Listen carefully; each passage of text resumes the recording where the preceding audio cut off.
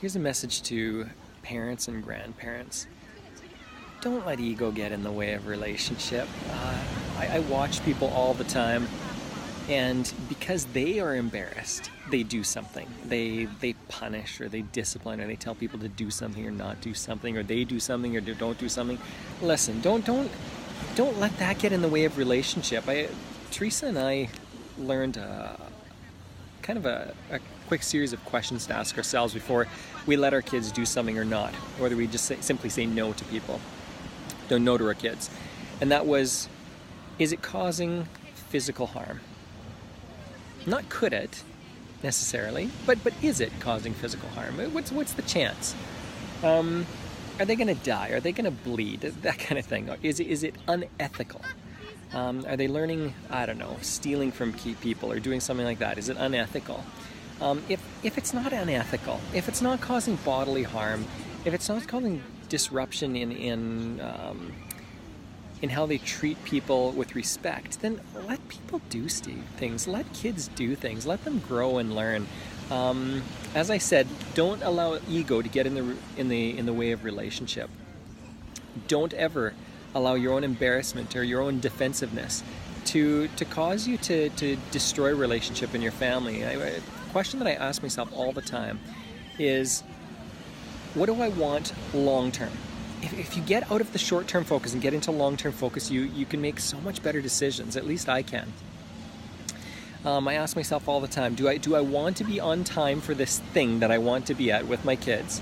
Which I do. That's a legitimate thing. I want to be on time, and it is respecting other people and doing other things. Or is it more important to have a relationship with my daughter or my son or my wife or somebody, my brother, sister, whoever it is? Is it more important to have a relationship long-term? Do I want to have the kind of relationship with my kids where when they're 30, 35, 40, 45, we can still have deep conversations, they can feel completely safe with me? Or, and especially when they're 15, 16, 17, 18 years old, 20, 25, or do I want to get this one thing done right now? Usually that one thing is not super important in the long term. There are times when it is. The kid's running across the street and they're going to be hit by a truck. Yeah, that's more important. Having said that, again, go back to my former videos. Don't teach people fear. Teach them skills to work around things. And if you do that, it's not convenient, it's not comfortable, it's not easy, but it does have way better long-term effects. A lot of you who know me know that I used to work in the field of addictions and mental health. Without fail, almost without fail, it wasn't 100%, almost without fail, the families that came in with kids and family members with drug problems had taught them that behavior. Now, I'm going to qualify that a little bit. I'm not saying that these families didn't love their family members or their kids or anything else. I'm not saying that they tried to hurt them. That's not what I'm saying. What I am saying is that it was because of patterns. I would notice patterns with every one of these almost every one of these families. And that was that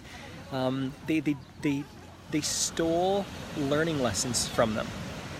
So here's another thing that I want to mention. I wanted to attach this to the first video, and that is, don't rob people around you from the ability to learn and grow. When you do things for people, when you take away the consequences from people, you are stealing from them. And I'm serious. You are stealing from somebody. The thing that you're stealing is the learning experience from it. And if you steal enough of those, people don't grow in ways that they need to grow, and they start making decisions that are weird. Also, they expect everything to be done for them. And when somebody expects everything to be done for them, they don't really need responsibility. By responsibility, I don't mean taking on shame when you do something that's culturally unacceptable. Responsibility has nothing to do with shame. Responsibility is about believing that you are able to respond, that you are able to take control, you are able to change a situation and make it better or worse, that you have some say in that it's not based on luck. Don't steal experiences from people. Don't steal learning from people or consequences from people. Let them learn. Let them grow. later on, again, long-term gain, short-term pain, long-term gain. It's hard. It's hard letting my kids learn certain lessons. I'm watching them in the ocean right now, and they're doing crazy things, and sometimes they suck in salt water and they splutter, and sometimes that causes them to go inside and they don't go out for the rest of the day. And there's part of me that goes, oh no, did I do something wrong? Did that hurt them in some ways? But you know what? We've been here for what, 6-7 days? I think this is our 6th or 7th day here, and they're consistently learning and growing. And every time we're out here, that's what they do. They learn and grow. Every day they learn and grow a little bit more and a little bit more, and they realize that didn't work, this did work. So what I go out, and listen, don't throw people out into the deep end, sink or swim. I don't say that either. What I did with my kids yesterday is I was watching them, and I noticed that they kept sucking back water, and I was trying to figure out what's going on here. They often go into water and they're spluttering. And so I thought about it and went, I wonder, and this is often what we need to do is analyze ourselves and go, have I forgotten something that I used to do, or how did I learn this? I realized that they're not blowing out when they're under the water. They're not creating a little bubble for their nose or breathing out.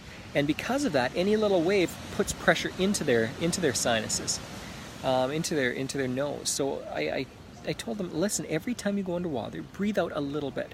Breathe out a little bit.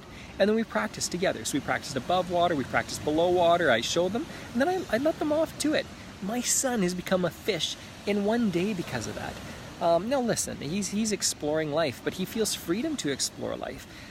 It's not that I get everything right. I get things wrong all the time. Every day I get things wrong. And every day, if I lived in shame, I could live with a lot of shame for all the foolish decisions that I make every day. But because I know that making decisions has a consequence, and that I'm going to get it wrong sometimes, but because I'm willing to get it wrong, I get it right a lot of the time too, my life has the potential for being better. Let people explore. Let people make mistakes. Let people grow. Do not steal from them, all right? Let them grow. Think about it right now. Again, I try to give action steps every time. How can you do this practically? Look at your interactions. Look at a time that you are defensive and you tell somebody they can or cannot do something. Here, I'll give you a quick example. Next time your kid asks you if you can do something, or they can do something, or somebody asks you, can I do something, an employer, whatever it is, whoever it is, I want you to ask yourself, even after you've said no, even after you've made a decision, if they say, you know what, why not? I want you to ask yourself, why not? What is the reason for this?